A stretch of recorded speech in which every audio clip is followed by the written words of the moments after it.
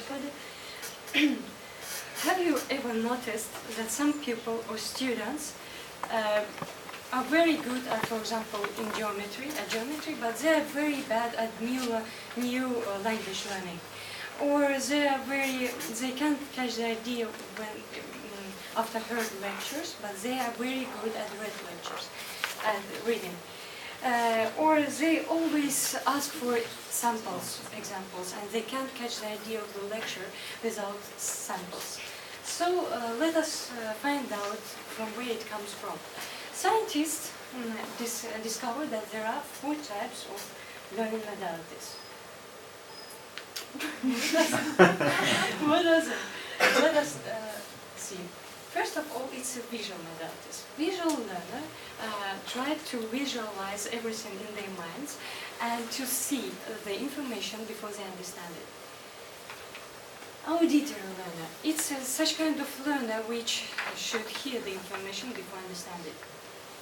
Kinesthetics, it is those who try to touch everything and they can easily get information through feelings and experience.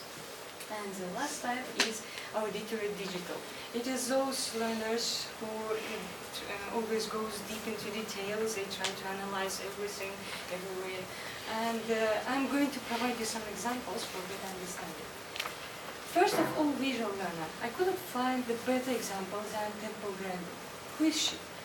She was born an autist. Autism is a disorder which leads to some non-verbal or verbal problems and social communicative problems, and nobody ever believes that she would ever succeed in her education in any field, any time. But one of her teacher believed in her, and he discovered that she was the best visual thinker in the class. And she was the only pupil in the class who managed to solve an Ames room optical illusion task. What is task about? If you look from the narrow pinhole, you can see in that room that one person in the right corner appears to you like a giant, and another one appears to you like a drop. But it's an optical illusion. And the secret is, maybe you'll guess, but the secret is that the room has trapezoidal form. The ceiling and the floor are at an incline, and the walls are slanted. And she was the only people who made the model of this and guessed how it works. And the next thing she did, she wrote a PhD, but don't forget that she's an artist. And she wrote a PhD and dedicated her work to cattle, because she understood animals better than human beings. And she made this, don't afraid, it looks like this. It was built according to her design.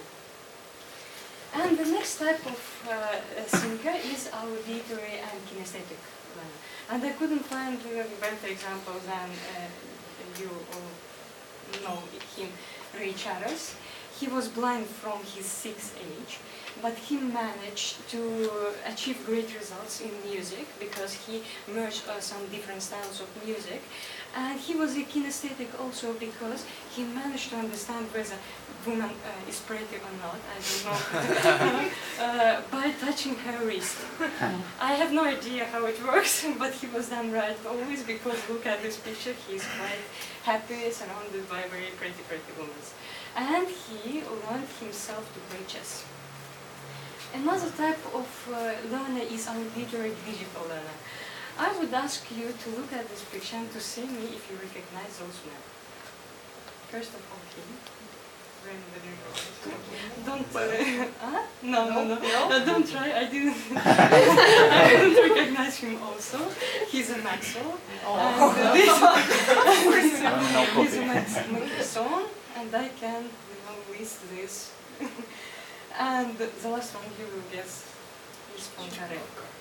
You maybe all have heard about them, but you wouldn't recognize them. But all of you know this person. Of course.